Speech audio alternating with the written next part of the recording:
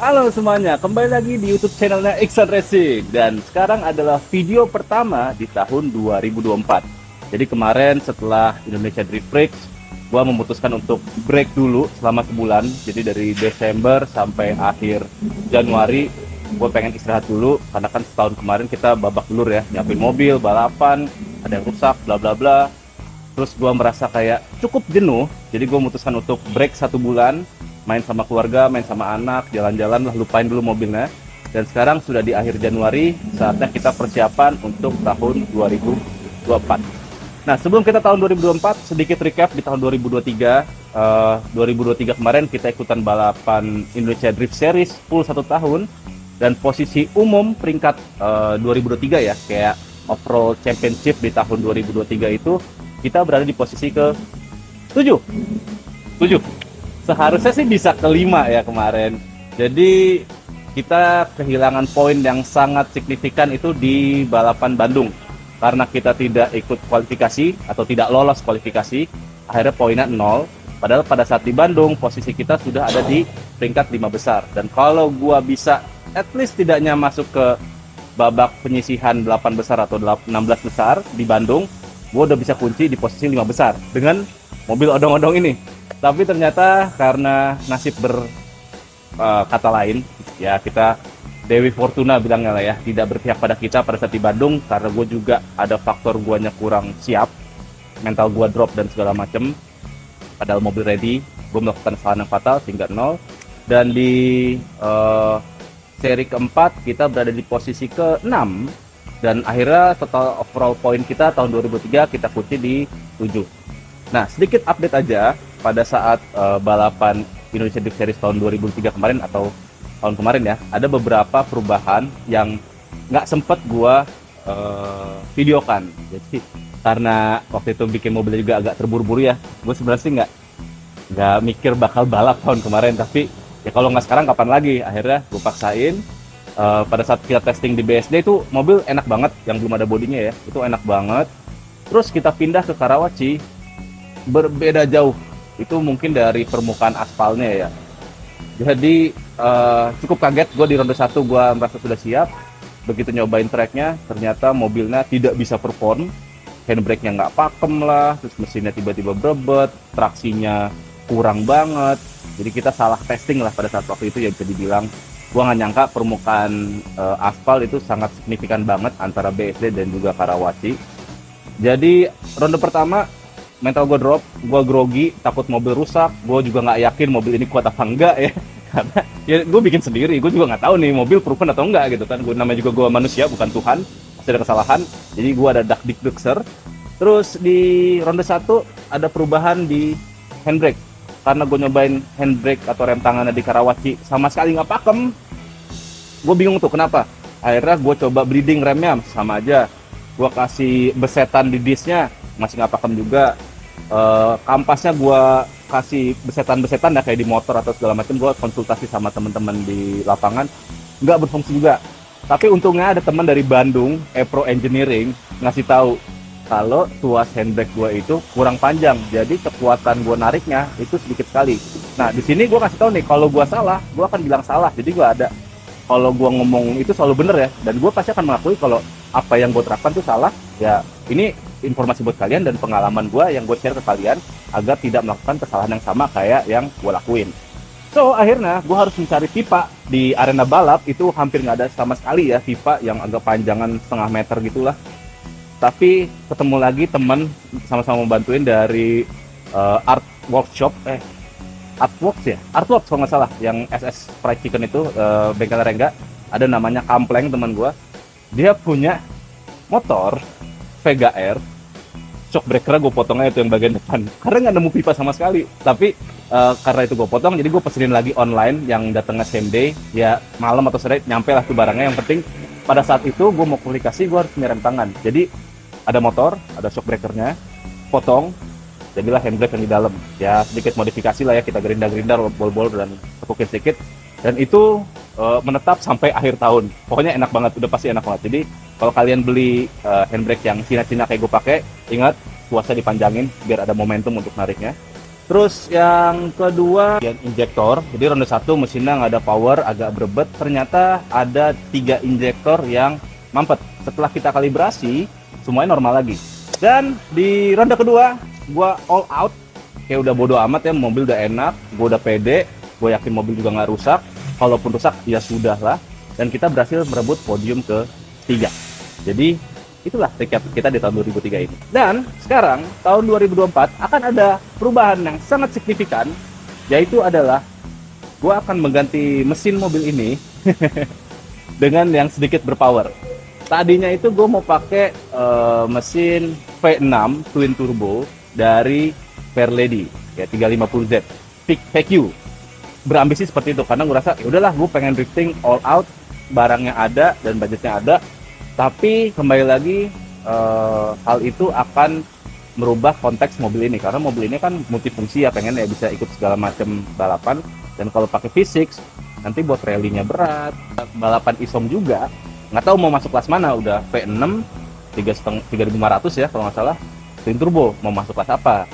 Akhirnya gue mengurungkan niat itu, mencari beberapa alternatif, dan gue kepikiran untuk gimana kalau mobilnya dientengin banget, seenteng-entengnya, tapi power naik signifikan. Nah, disitulah gue mencari research, bagaimana kalau menggunakan 4 silinder full aluminium head dan bloknya. Yang itu gue ambil inspirasi dari Nissan SR ya. SR ya, benar, Nissan SR20. Tapi kan itu mesin lama. Akhirnya gue coba ngomong sama BMW Tim Astra, gue mau ada upgrade, bla bla bla bla bla. Adakah bisa bantu pakai ide apa? Dan mereka mensuggest sesuatu yang unik sekali, yaitu gua menggunakan mesin dari mobil keluaran tahun 2016. Yes, mesinnya masih fresh. Jadi kebanyakan teman-teman drifting itu pakai mesin tahun era 90-an, JZ, RB, SR, M50, M52 itu semua old school. Dan kita dapat opportunity atau kesempatan menggunakan mesin yang baru. Mau tahu mesinnya apa? Ya, gue tarik.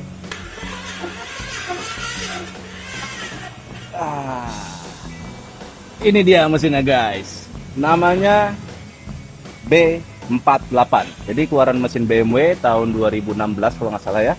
Dan ini 4 silinder turbo 2000 cc. Kenapa gue mencoba pakai mobil ini? Karena ternyata mesin ini sama dengan B58 alias mesin yang dipakai Supra paling baru, tapi pistonnya cuma 4. Kalau Supra yang paling baru kan 6 silinder. Nah, ini teknologi semua sama, piston sama, crankshaft sama, klep sama, cam beda lah ya. Cam kalau yang Supra 6 silinder, ini 4 silinder, tapi durasi dan liftnya sama juga. Dan hampir semua teknologi itu sama mobil ini. Jadi gue bisa order beberapa spare part B58 mesin Supra baru untuk mesin ini. Dan juga kenapa gue memilih mesin ini, mesin baru ya 2016, karena kita mesti mikir itu beberapa tahun ke depan. Mesin ini mungkin 5 tahun lagi akan menjadi mesin yang standar mobil balap. Kenapa seperti itu? Kita mengaca aja nih sama JZ, RB, SR, M50, M52. Mesinnya tuh udah tua banget, dan kalau kita dapat Kijang Yard pun tuh udah kayak sehat nggak ya, terus kayak segala macam. Dan kalau sudah punah populasinya, mesti cari alternatif baru dong. Nah, sekarang ada saatnya gue untuk mempelajari teknologi baru, hal baru. Walaupun ini 4 silinder ya, gue udah paham lah yang 4 silinder, tapi ada beberapa teknologi dan juga material dan lain-lainnya lah ya, sistem kerjanya seperti apa, kayak Valvetronic segala macam, itu bisa gue pelajarin dari sekarang. Dan mungkin nanti 5 tahun ke depan teknologi ini bisa dipakai lagi untuk balapan. Dan teman-teman yang mau balapan cari mesin-mesin, ya udah ada mesin yang baru nih, yang fresh, seger, yaitu keluaran tahun 2016 B48. Atau mungkin yang punya budget mau pakai B58 pun sudah bisa. Ya kita pelajarin dulu yang kecil, nanti kalau kita ada kesempatan untuk upgrade lagi pakai B58 ya, BMW Tim Astra, mudah-mudahan. Ya, kita akan pelajarin dulu dari yang kecil, nanti next step-nya akan menjadi yang high power dan segala macam. Di sini gue belum menentukan berapa horsepower yang gue pengenin, cuman kan spesifikasinya udah pasti turbo. Jadi ya gue udah bisa upgrade turbo dan segala macam, dan fundamental bloknya itu sudah mumpuni untuk turbo, tinggal kita upgrade yang kita perlukan. Jadi sekarang karena ini bisa dibilang mengejar waktu ya, dan kalau gue kan kemarin ngerjain ini sendirian, satu mobil full sampai jadi sekitar 2 tahun, dan ini kita cuma punya waktu Januari, Februari, Maret, April, Januari nggak dihitung, berarti Februari, Maret, April, Juli udah harus balapan. Kita cuma punya waktu 3 bulan. Berarti gua ngerjainnya harus berkolaborasi dengan bengkel-bengkel terdekat. Nah, strategi seperti apa? Gue lagi mikir juga. Kalau gua kerjain semua sendirian, udah pasti waktunya gua nggak punya, duitnya habis juga, dan pasti nggak keburu buat event. Nanti gua akan bikin schedule, mungkin akan gua lempar-lempar sebagian mesin, mungkin gua kerjain sendiri, terus nanti bikin beberapa custom part itu ke bengkel lain. Itu gua akan schedulein. Kenapa seperti itu? Karena gimana ya ngomongnya ya? Jadi gini, mesin yang di mobil tadinya mau gue turunin, gue nanti dulu gue nyiapin mesin ini just in case kalau waktu tidak siap kita masih punya backup mesin yang tahun kemarin, itu kita pakai dulu aja. Jadi gue nggak akan apa-apain sembari ini gue kerjain. Atau gue bikin planning kayak pekerjaan yang paling lama dulu, kayak mesti kan mesin ini FYI buat teman-teman yang belum tahu, mesin ini direct injection, jadi injektornya langsung masuk ke ruang bahan bakar, bukan di intake ya, bukan di intake sebelah sini, bukan di intake. Nah itu kita harus modifikasi dan bikin intake plenumnya lagi. Intake dia itu bahannya plastik dan juga intercoolernya ada di dalam intake, kita nggak bisa ngapa-ngapain tuh. So kita harus bikin intake, bikin exhaust manifold. Itu kayaknya gua akan bawa ke teman gua di Art Auto Teknik, Om Amin, kerjanya juga cukup cepat. Terus mesin gue coba kerjain sendiri, dan ada beberapa yang harus kita custom parts. Nggak beberapa sih, banyak yang harus kita custom parts. Pertama, mesin ini di Indonesia nggak ada yang keluarin manual, otomatis kita harus bikin manual. Harus custom flywheel, bikin adaptor gearbox, dan gearboxnya. Tadinya gue mau beli gearbox yang bawaannya dia dari mobil Eropa tuh ada, cuma harganya 70 juta cuy, nggak worth it. Nah kita akan bikin adaptor gearbox, terus gearboxnya mau pakai BMW E36 biar gue bisa tuker-tukeran juga dan pengerjaannya gampang.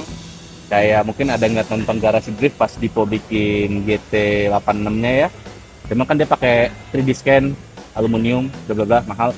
Kita pakai kardus sama besi aja, udah yang penting murah.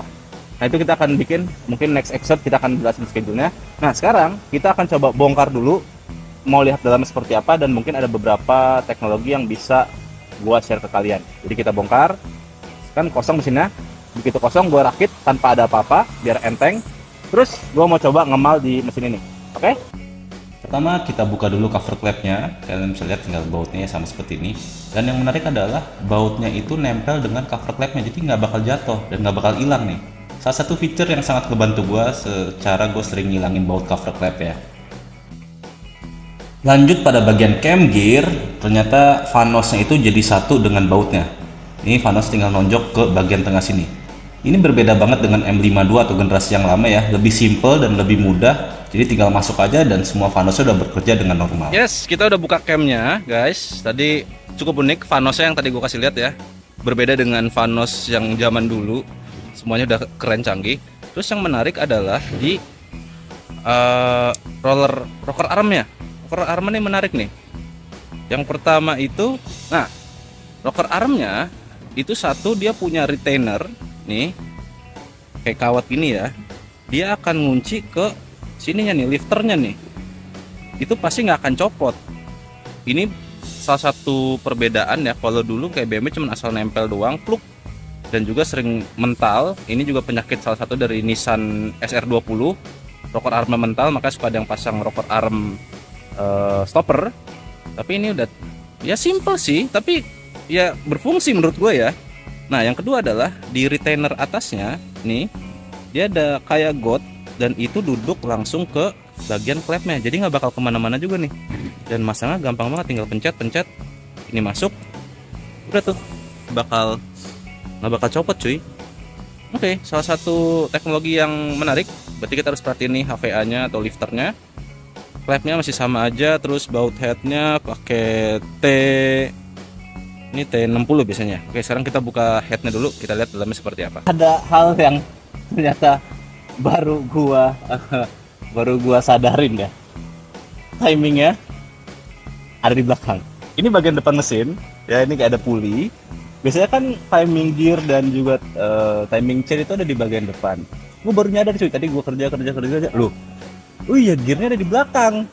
Ini kebetulan lagi nggak ada aja nih timing chainnya ya, rantainya lagi udah copot. Ini kan untuk dummy dulu untuk kita pelajarin. Berarti gue harus bikin dudukan mesin yang baru nih, karena kalau kita buka covernya atau mau masang rantainya aja tuh nggak bisa nih, ketahan nih. Kita harus bikin yang di samping sini. Jadi ya setelah nanti ini kebongkar, kita bikin dudukan baru lah ya. Ini perlu kalian perhatikan. Hati-hati buka mesin baru, jangan sampai ketukar nih. Tapi nomor 1 silindernya udah gue cek, ada tetap di bagian depan. Jadi cuma rantainya doang yang di belakang. Oke, kita lanjut lagi. Pada saat ngebuka silinder head, gue agak kaget juga ya dan agak amazed bahwa teknologi mobil baru ini sangat menarik sekali. Tuh, kalian lihat. Packing headnya itu sudah bukan bahan yang kayak asbes atau kertas-kertas gitulah ya kayak biasanya. Ini bahannya sudah MLS multi layer steel dan terjamin sangat kuat, yang biasa dipakai di aftermarket kayak Cometic, Ome dan lain-lain. Nah, standarnya udah seperti ini dan gue yakin kuat. Serta di lingkaran-lingkarannya ya kayak oli, air segala macam ada seal tambahan yang warna biru itu. Jadi ngebantu untuk ngejaga tidak ada yang nyebrang. Sekarang bloknya udah kebuka. Hal yang pertama gue sadarin adalah dia model bloknya itu closed deck. Jadi kalau blok aluminium itu ada dua tipe, ada closed deck dan ada open deck. Nah, contohnya open deck gue taruh di sini ya. Jadi antara linernya tuh terbuka untuk jalur airnya. Sebenarnya bikin cooling lebih bagus, tapi linernya itu jadi lebih ringkih. Jadi ada beberapa yang pakai pasang block guard atau reinforce dan segala macam. Nah, ini posisinya closed deck, udah ketutup semua nih jalur-jalur airnya. Berarti bloknya bisa dibilang memang kuat untuk turbo. Dan yang menarik, walaupun ini aluminium, berbeda dengan M52. Kalau M52 itu aluminium bloknya, linernya tuh nikasil gitu ya. Jadi bukan besi kayak semacam aluminium di treatment gitulah segala macam. Tapi ini besi cuy. Tadi gue cobain pakai magnet, nempel. Berarti ini pertemuan antara besi dan juga aluminium. Teknologi yang satu lagi gue belum pernah nemuin, baru di sini. Terus, nah yang perlu dinotis adalah jarak antara deck atau boringnya.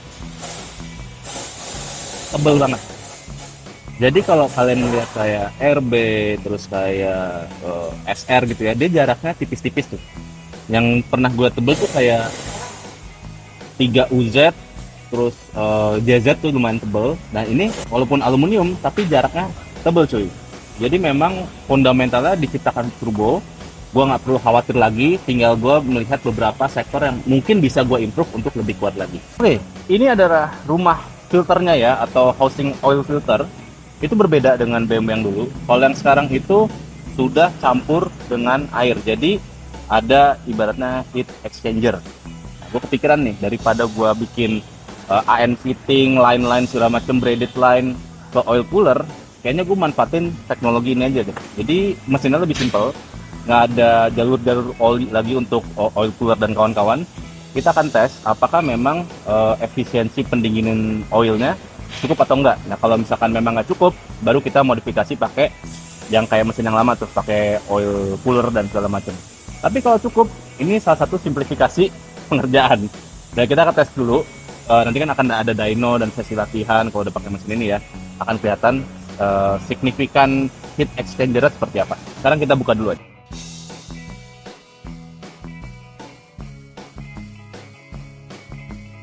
Nah, sekarang kita menemukan sedikit hal yang perlu kita improve nantinya ya. Jadi di sini ada lubang untuk air, di sini ada lubang untuk oli biar masuk ke dalam. Jadi olinya didinginin sama coolant radiator. Nah, problemnya adalah ini kan pakai o-ringnya karet. Sewaktu-waktu ini bisa kayak getas atau udah karetnya udah jelek ya, kayak o-ring pada umumnya. Nah, kita harus tahu nih seberapa awet dia dapat menahan antara dua chamber ini atau dua lubang ini. Kalau misalkan ini ada yang bocor, air bisa nyampur oli, itu bahaya. Ini salah satu yang harus kita perhatikan. Nanti gue mau mungkin ada modifikasi atau kita tes dulu o-ringnya sekuat apa. Kalau misalkan memang kuat ya syukur, kalau enggak nanti kita coba modif lagi. Pada bagian water pumpnya juga dibilang cukup simple, berbeda dengan BMW yang dulu agak susah ngebukanya. Kalau ini gampang banget dan cukup kecil ya. Jadi air nanti masuk lewat sini, naik ke atas head, diputar oleh water pump, lalu nanti yang lucunya adalah bagian keluarnya itu di bagian blok belakang ini, itu untuk balik lagi ke radiator. Lanjut ke bagian oil pan atau orang biasanya bilang carter ya. Carternya ini aluminium juga, jadi semuanya serba enteng. Dan di carternya ada sender unit atau sensor untuk ketinggian atau level oli. Jadi udah nggak pakai dipstick, semuanya dibaca oleh sensor ini.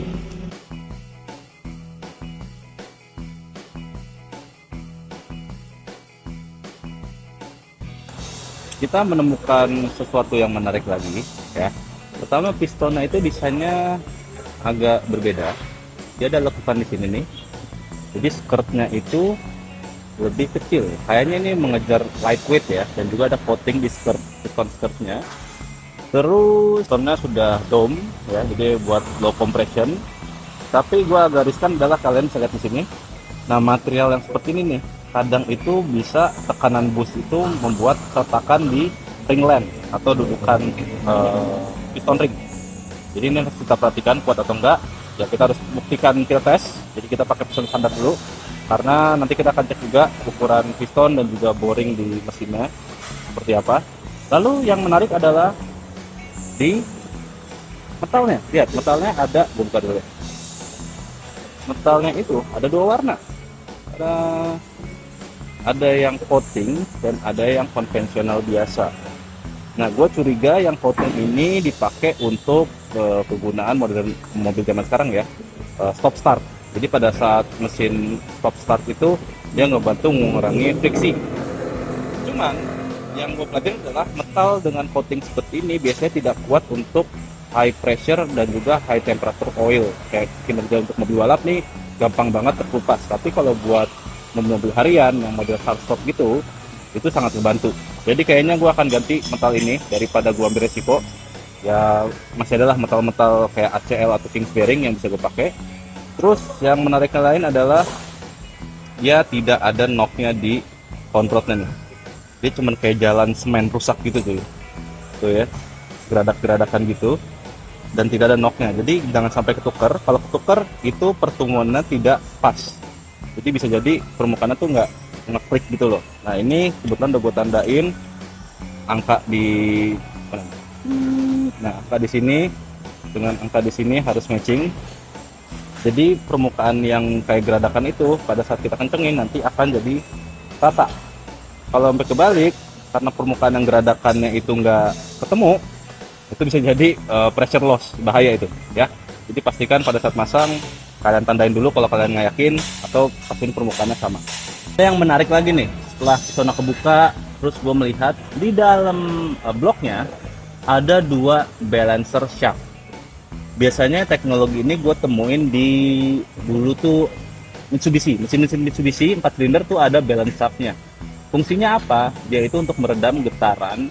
Jadi kayak ke counterweight gitu. Pada saat itu di atas, piston di atas, nanti balancer ada di bawah. Jadi kayak untuk meredam. Dan di sini ada dua. Nah ini gue lagi dilema, gue pakai atau enggak? Karena kalau gue ngeliat konstruksinya, balance shaftnya itu pakai bisa dibilang bearing bambu. Nah bearing bambu itu ada titik kekurangan atau failure pointnya ya. Untuk mobil harian RPM yang tinggi itu it's okay. Tapi untuk yang RPM tinggi dan juga high performance, gue masih agak ragu nih pakai atau enggak. Karena biasanya gue kalau yang di Mitsubishi yang 4G yang mesin bukan 4G yang Eterna gitu ya, RPM tinggi-tinggi itu gue copotin. Tapi nggak ada masalah karena gue udah cobain. Kalau BMW ini sih gue pakai dulu. Mastiin kalau semuanya aman. Kalau misalkan nggak aman ya kita copot aja.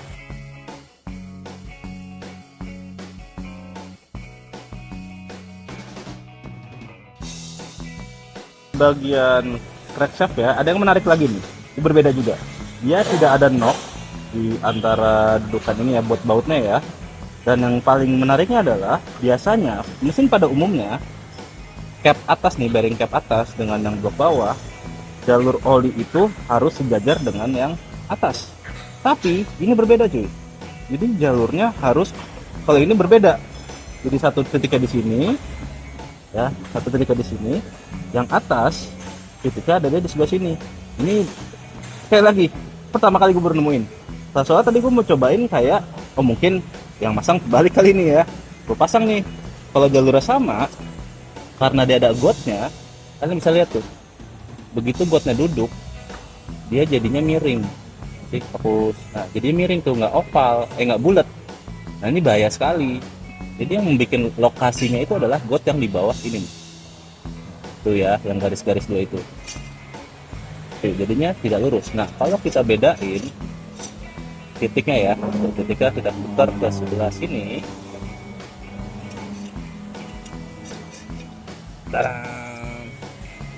baru dia bulat. Ini memang kalau ngerakit mesin yang baru itu harus hati-hati banget ya, jangan sampai kecelek, nanti yang ada mesinnya malah jebol. Pada bagian kerk as bisa dilihat ini jurnal bearingnya masih oke. Terus di conrod bearingnya juga jurnalnya masih bagus. Nah yang menarik adalah kalian bisa lihat nih, di sini ada kayak biru-biru gitu ya. Nah kayak gini-gini tuh, ini gue kayaknya melihat ini adalah forged crankshaft deh, karena di sini pasti dia ada heat treatment nih, makanya ada perbedaan warna antara yang di jurnal dengan yang biasanya. Kalau di crankshaft biasa kayak gini tuh biasanya bekas-bekas metal gulung, tapi ini kan mesin masih bisa dibilang agak fresh ya. Jadi gue curiga ini adalah forge. Lumayan nih, basic udah bagus. Dan di sini perbedaannya adalah untuk rantainya biasanya BMW yang lama itu adanya di bagian depan sini. Nah ini adanya di bagian flywheel. Ini kan tempat flywheel duduk nih. Nah di sini dia. Jadi kayaknya untuk balance harmoniknya dipindahin ke belakang ke bagian flywheel. Terus udah beda juga dengan BMW biasanya. Kalau BMW biasanya kan dia bisa dilepas pasang ya si bagian gear ini. Nah ini jadi satu nih, kayak di press gitulah. Jadi dia nggak ada pergerakan. Ini adalah update yang menurut gua paling ngebantu banget, karena problem BMW kebanyakan ada di sini juga. Dan gear yang ini untuk balancer crankshaft itu ada di bagian bloknya. Nah nanti kita akan ukur lagi oil clearance-nya mungkin di episode berikutnya ya, karena sekarang kita mau detail untuk lihat parts-parts mesinnya dulu seperti apa teknologinya. Oke guys, mesinnya udah kebongkar semua. Tadi udah kita lihat detail-detailnya seperti apa aja perbedaannya dengan mesin-mesin yang lama dengan generasi yang baru. Banyak juga perbedaannya dan gua harus hati-hati. Dan juga mungkin episode kita saat ini sampai di sini dulu. Dan sekarang kita rencananya itu adalah mesin gue tutup lagi, kayak headnya gue tempel tapi nggak ada apa-apanya. Oil pan dan cover flap segala macam gue tempel. Lalu mesinnya mau gue coba bikin dudukan dulu di mobil ini, karena kita masih ada waktu nih ya. Jadi lebih baik gue ngerjain yang agak sulit dulu. Jadi next episode kita keluarin mesin ini, bikin dudukan ini. Gue akan kasih tahu caranya yang paling simpel bikin dudukan custom itu seperti apa.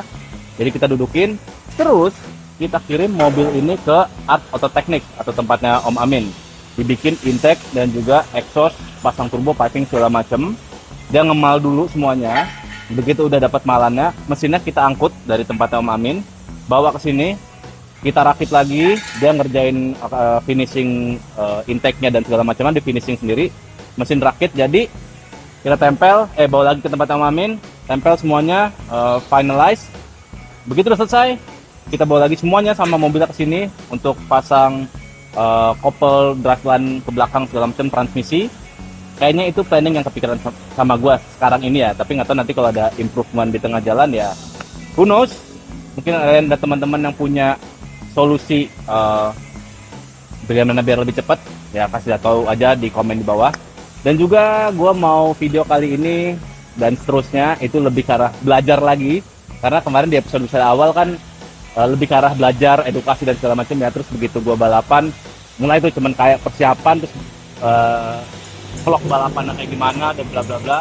Gue lupa bahwa channel ini harus ada edukasinya. So nanti kita akan rakit mesinnya, gue dokumentasiin bagaimana memilih oil clearance yang bagus dan juga bla bla bla, cara merakit mesin yang bagus untuk balap. Kembali lagi, ini dari pengalaman gue, bukan berarti semuanya harus benar. Dan kalau kalian ada koreksi, silahkan komennya di bawah. Mudah-mudahan masukan kalian bisa membuat gue lebih improve lagi. Oke, I see you next time. Bye bye.